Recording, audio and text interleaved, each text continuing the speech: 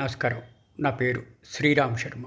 గౌరవ మద్రాస్ హైకోర్టులో ఒక cinema producer writ petition file చేశాడు.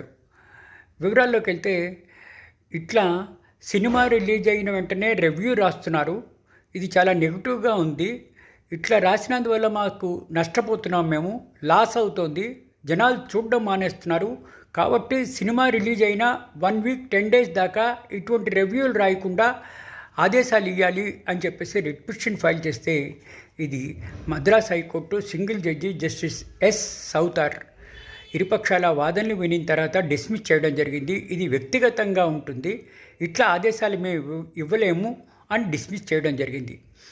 ఇట్లా రివ్యూ రాస్తే జనాలు చూడటం లేదు, దాని మీద అందరికీ తెలిసిపోతోంది, నెగిటివ్ అప్రోచ్ ఉంటుంది. కాబట్టి ఇట్లా రివ్యూ సినిమా రిలీజ్ అయిన 1 వీక్ దాకా ఉండడానికి వీలు లేదు అని ఆదేశాలు ఇవ్వాలన్న రిట్ పిటిషన్ను గౌరవ మద్రాస్ హైకోర్టు డిస్మిస్ చేసింది. ఇంట్లో ఏది మెరిట్ లేదు అని.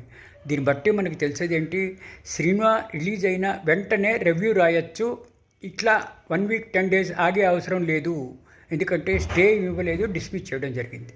Thank you.